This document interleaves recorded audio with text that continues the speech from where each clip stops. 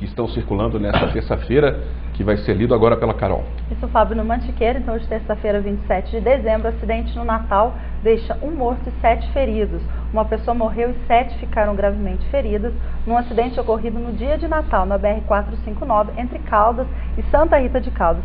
3 das vítimas, entre elas uma criança de 4 anos, ainda estão internadas em estado grave. Nós mostramos ontem cedo, logo pela manhã, esse acontecimento, né? Infelizmente a foto trágico. do carro é impressionante. No Jornal da Cidade é a mesma manchete: choque de veículos mata 1 e deixa 7 feridos. Aqui, já no Folha Popular, empresas devem gerar mais de 123 postos de trabalho aqui em Poços de Caldas. Aqui. E no Jornal de Poços, prefeito exonera dia 31 futuros candidatos e ocupantes de primeiro e segundo escalões do PSDB, do Democratas e do Partido Verde. São as principais de hoje e daqui a pouquinho a gente tem as dos portais.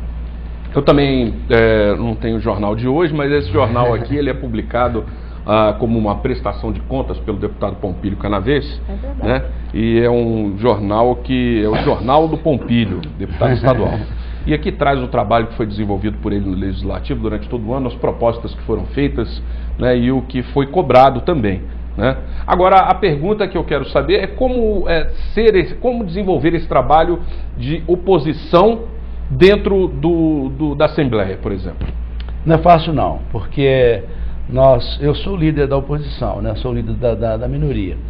São 77 parlamentares. Dos 77, 13 são de oposição. Então 64 parlamentares são da situação. Tem mais alguns do PMDB, tem uma dissidência no PMDB, a gente chega a 15 mais ou menos. Então tem uma maioria expressiva, o governador Anastasia. O governo do estado tem uma maioria expressiva. Isso se traduz nas votações.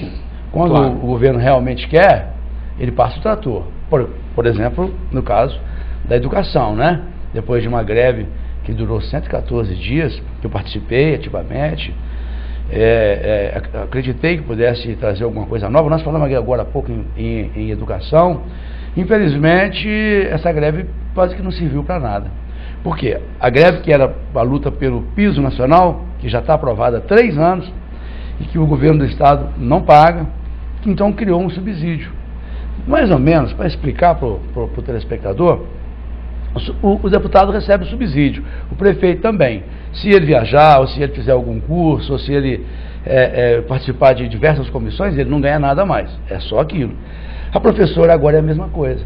Se ela der aula para alunos especiais, se ela estudar mais, se ela investir na carreira pessoal, não vai resolver. Acabou a carreira.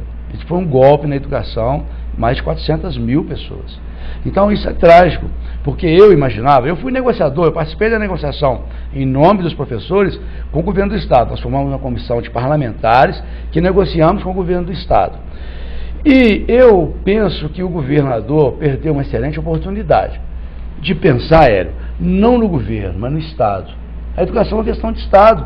Nós falamos aqui agora há pouco, né? O Hélio comentou, o Fábio, olha, não adianta nada ter esse crescimento se não investir seriamente em educação. Esse crescimento pode se transformar apenas numa bolha. E o governo do estado perdeu uma excelente oportunidade de tratar essa questão como uma questão de estado, que demorasse mais a negociação, que se estendesse por mais tempo, que durasse 1 ano a negociação, e não que tivesse que acabar toque de caixa pensando no governo. Acho que esse foi o principal desgaste que o governador sofreu. Claro que ele acabou aprovando a lei da educação, mas o desgaste acho que permanece por muito tempo, porque realmente, o Fábio, para você ter uma ideia, chegou na Assembleia o projeto de lei da educação, um projeto complexo. A gente tinha que ter mais ou menos uns 10 computadores abertos para poder dar conta de tantas remissões a leis e decretos e tudo mais. Chegou na terça-feira de tarde, na quarta-feira foi aprovado. Eu, na tribuna lá, fiz até um desafio para os meus colegas lá, dizendo, olha, vocês estão aprovando um projeto de lei complexo que nem ler vocês tiveram condições de fazer. Não passou nem pela comissão de educação da casa. Então, ter maioria desse tamanho, tem hora que não é bom. Tem hora que você ter oposição é melhor porque faz refletir, faz pensar. Eu penso que talvez nós tenhamos perdido uma grande oportunidade. Eu acho que esse problema de maioria muito grande mesmo, né, se reflete também no governo federal, quando a oposição nunca esteve tão pequena, saiu nos jornais esse dia, né, a oposição ao governo federal nunca esteve tão pequena, também não é bom, porque, como o senhor disse, o trator passa por cima de todas aquelas ideias que as pessoas possam... É do debate, porque o que é o parlamento? O jogo democrático é isso. O que é o parlamento? Exatamente. O parlamento é debater exaustivamente, avaliar a lei, se ela vai, quem ela vai beneficiar, a quem ela vai trazer parte da mecânica, né? Exato, é isso. E não assim, chega um projeto de lei na terça-feira de tarde, que mexe com a vida de 400 mil trabalhadores, e no outro dia é aprovado. Aí não, eu acho que é ruim. Então, tanto no Parlamento Federal, por isso precisa mudar o nosso sistema partidário. Não é reforma política tão propalada, precisa vir, precisamos melhorar os nossos partidos. Mas sai mesmo, deputado? Eu acho que é difícil, né, nesse momento. É difícil. É meio utópico. Ainda mais agora na semana que vem, no ano que vem, melhor dizendo. É uma eleição, não, eu acho que infelizmente fica pra perderemos também essa oportunidade de fazer uma reforma profunda que realmente consolide a democracia. Porque a Constituinte mexeu em tudo, no Ministério Público, no Judiciário, no Executivo, menos no Legislativo. Exatamente. Porque foram os próprios parlamentares que fizeram a Constituição. O senhor falou uma palavra, reforma. Me fez lembrar reforma de rede elétrica, de Bandeira do Sul. Sim. Como é que foi esse seu trabalho desenvolvido? Grave. Então, aqui a TV Postos, eu estive aqui no dia, né? Sim. Que estive em Bandeira do Sul. A TV Postos fez uma cobertura brilhante do que aconteceu lá. Com raríssimas exceções, a TV Postos é que mais aprofundou no assunto. Que foi uma tragédia. Claro que foi uma tragédia terrível, que a gente nunca mais quer ver. Mas foi uma tragédia que precisa ainda que a gente tire algumas lições. A CEMIG não aprendeu a lição. A CEMIG continua, agora com o período chuvoso, diversos problemas. No Belo Horizonte foi uma tragédia no final agora de novembro, início de dezembro, e a CEMIG não assumiu a responsabilidade pelo acidente. Acho que isso é uma falha, uma lacuna que ficou. É claro que uma coisa externa causou... As famílias perderam e perderam. Perderam. 16 pessoas. Em qualquer lugar do mundo, esse foi o maior acidente elétrico, o maior acidente com rede elétrica do mundo, do planeta. Gravíssimo, morrer 16 pessoas, como morreu daquela forma. E eu, desde o início, estive lá. Quero mais uma vez manifestar minha solidariedade às famílias lá, não só de Bandeira do Sul, mas aqui de Poços, de Botelhos, de Campestre, tinha Machado, tinha gente que lá que estava brincando no carnaval que acabou perdendo a vida. Então, realmente, precisa melhorar, precisa investir, precisa explicar. Nós temos audiência pública em Bandeira do Sul e lá em Belo Horizonte, para que a CEMIG explique para os mineiros o que está investindo, quanto está investindo, e também aquela negociação feita com Andrade Gutierrez, onde Andrade Gutierrez hoje recebe 50% dos lucros da CEMIG. Ao invés de investir na melhoria da rede, o dinheiro vai para os acionistas, especialmente para Andrade Gutierrez. Terrível. Bom, os dois têm perguntas, pode ir a Carol então, que tem Vamos lá, na verdade é do Silvio José Ferreira. Ele diz que nos últimos 30 anos Minas Gerais perdeu espaço político para São Paulo e vendeu seus bancos, o Benge, o Crédito Real, entre outros, e o choque de gestão não está funcionando. Pergunta, o que poderia ser feito para retomar a posição política de Minas Gerais em relação ao Brasil, que é a quinta maior economia do mundo? A sexta. Olha, realmente, essa pergunta remete a uma reflexão. Por exemplo, o choque de gestão falava também déficit zero, né? Foi o tão propalado déficit zero. Agora, os mineiros são surpreendidos com a declaração do governo que tem uma dívida impagável com a União, com a CEMIG. No final do ano, agora, nós aprovamos mais um empréstimo de 7 bilhões de reais para o governo do Estado. Então, o choque de gestão, na verdade, foi um choque de arroxo salarial. Estamos vendo agora, as professoras estão brigando, gente, para ganhar 712 reais. Então, isso é o choque de gestão. Acho que nós precisamos de um choque de verdade. Isso que... Como é que é o nome do telespectador, Carol? Silvio José Ferreira. Silvio, isso que nós precisamos, de um choque de verdade, um choque de administração realmente. O governador Anastasia montou uma equipe que não está funcionando bem, parece agora em janeiro vai haver uma reforma do secretariado, inclusive a secretária de Educação Parece com os dias contados, diversos outros secretários. É preciso que o governador Anastasia comece a impor seu próprio estilo. Ele é o governador agora, ele precisa governar e precisa, o nosso estado não pode continuar perdendo. Nós não podemos continuar apenas, eu vim aqui em Poços de Caldas quando nós fizemos o debate sobre o combate à miséria da Assembleia, ainda comentei sobre isso. Minas não pode ficar dependendo apenas do café e do minério. É preciso modernizar o nosso estado, porque senão, daqui a pouquinho, nós não estamos perdendo só de São Paulo não, viu, Silvio? Talvez a gente esteja perdendo de outros estados menores. Verdade. Hélio? O senhor falou em reforma aí, o jornal de hoje traz aqui que o prefeito exonera dia 31 futuros candidatos e ocupantes primeiro e segundo escalão. Diz que ontem lá tinha muita gente com palpitação, boca seca, na sala do prefeito. O senhor já foi prefeito? Duas vezes. E o que o senhor acha disso, exonerar uma equipe que está trabalhando há 3 anos e depois colocar pessoas para trabalhar 1 ano só? Como é que o senhor vê o funcionamento da máquina estatal com esse período pequeno, talvez não tenha pessoas tão habilitadas? O que o senhor pode dizer disso? Passou por essa situação ou não? É complicado, porque esperou tanto tempo, né, para poder fazer uma reforma. Talvez se ela tivesse sido feita há mais tempo, os resultados poderiam ser melhores. Eu não sei, o prefeito Paulinho Goruminas talvez tenha esperado um pouco demais.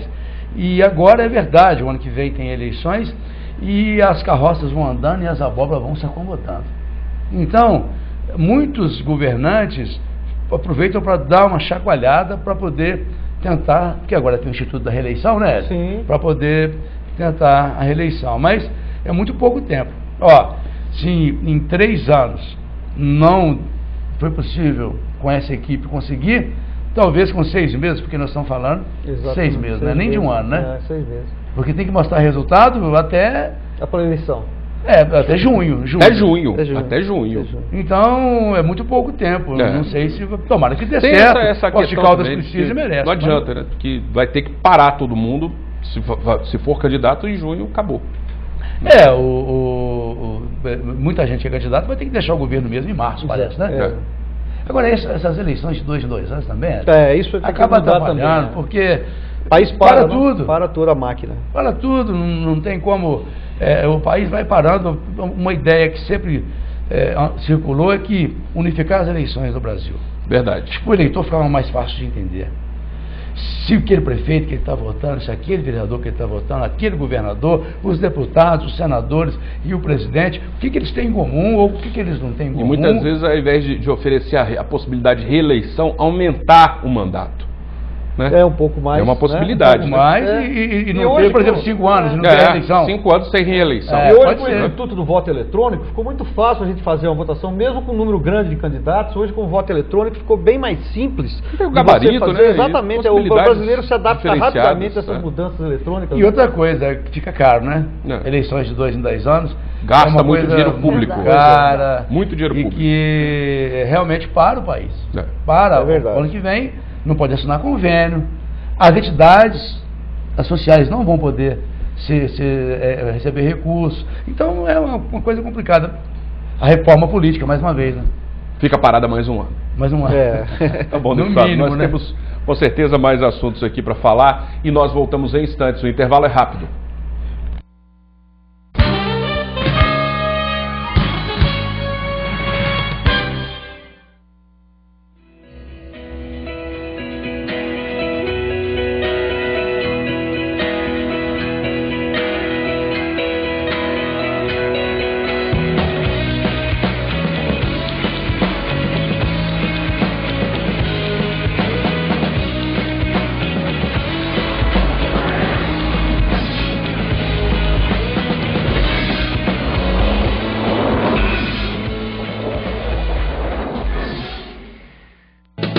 Hoje o pão é sempre quentinho, Big Pão. Os capês, sabor salgadinho, Big Pão.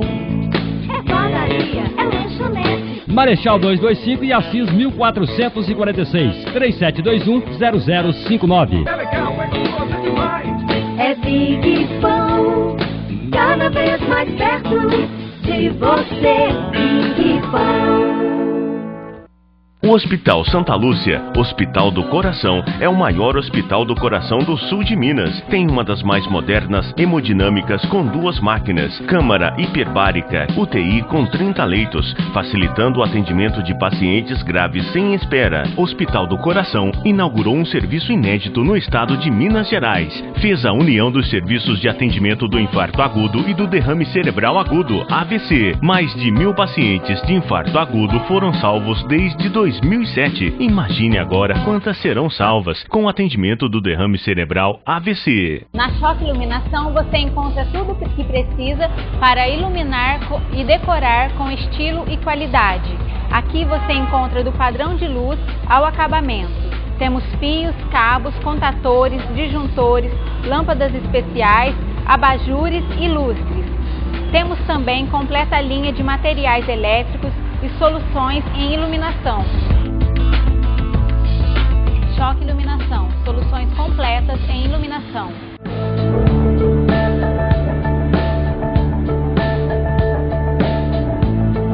Atrás de mim, o Lago Guanabara, que no seu espelho reflete o que a cidade tem de melhor. Aqui na TV Postos, você viaja conosco. Eu quero que vocês nos acompanhem e sintam essa emoção de estar em Monte Verde. O Especial Turismo é uma série de programas semanais produzidos especialmente